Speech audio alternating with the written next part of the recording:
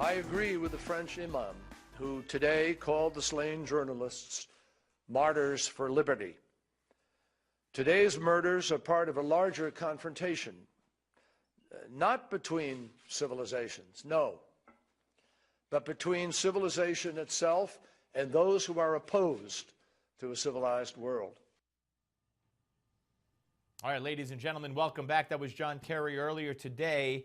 And of course, very interesting what Congressman Peter King had to say in the previous segment as we continue to bring you coverage of what's going on with the French attacks. And he said that we need intelligence. We need to send people into mosques and in coffee shops to gather intelligence. Otherwise, we're going to face an attack like the one we just saw in France. Joining us is Senator John Hoven, Republican from the great state of North Dakota and former governor of North Dakota and member of the Senate Appropriations Committee. Hello, Senator. Happy New Year to you, sir.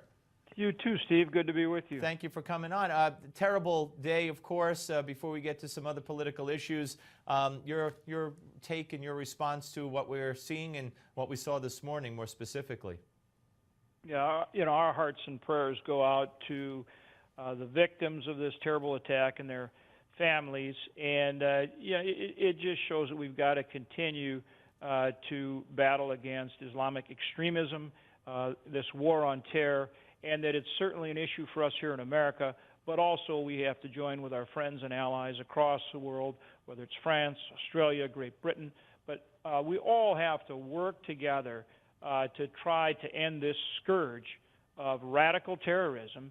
And, we have to find these people and try to stop them before they commit these kinds of atrocities. Yeah, no, absolutely. All right, let's move on. I do want to talk some politics because there's some very important issues that you're very concerned about, and we all should be. The president's threat, promise, I mean, his spokesperson, Josh Earnest, said that he will veto the Keystone Pipeline bill when it's voted on and passed, which I'm sure it will be. What's your response to that statement?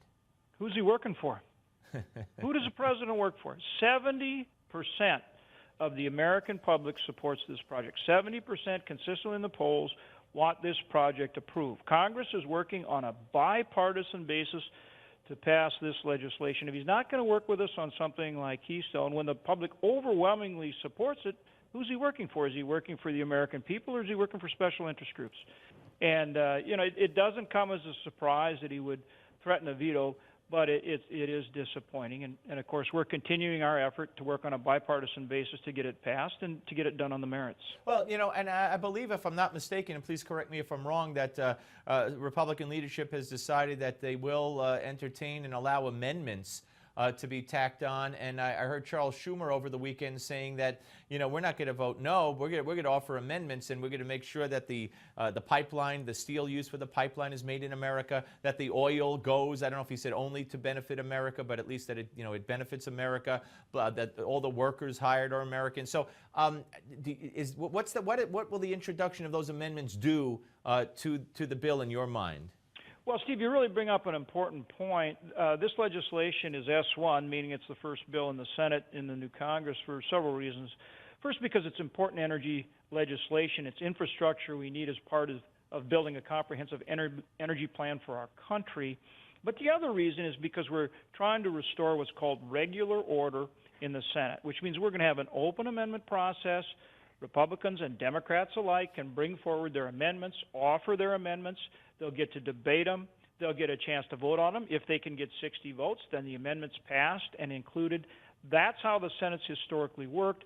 So we're trying to actually create more bipartisanship in the Senate, not only on this issue, on Keystone, important energy legislation, but also, we hope, on other legislation, so we can get the important work of the country done for the American people.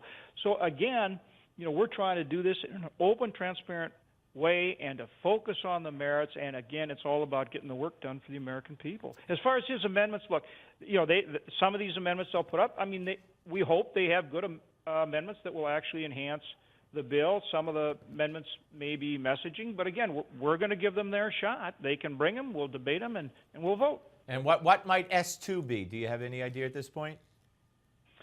I don't know for sure. There's a TRIA bill, which is a reinsurance bill, relates to terrorism insurance that'll come over from the House. We'll vote on that tomorrow, but I'm not exactly sure which bill will. That's okay. I was as far as one that starts in the Senate. I'm not sure. Right. I was just throwing that out there. So the Keystone vote you anticipate Friday? So the way it'll work is we'll have a hearing in all likelihood tomorrow in the Energy Committee, do what's called a markup, which means report the bill out. I've already filed the bill on the Senate floor, and so then we'll do what's called a filing for cloture, which means it's just a motion to proceed to the bill. We need 60 votes, and that vote then there's a certain amount of time that has to transpire before the vote. We'll have that vote on Monday, and so then we anticipate being on the bill next week. All right. Senator, thank you so much, sir. We'll speak to you soon. Steve, good to talk to you. Thank you. Senator John Hoven. We're coming back with Bill Kristol.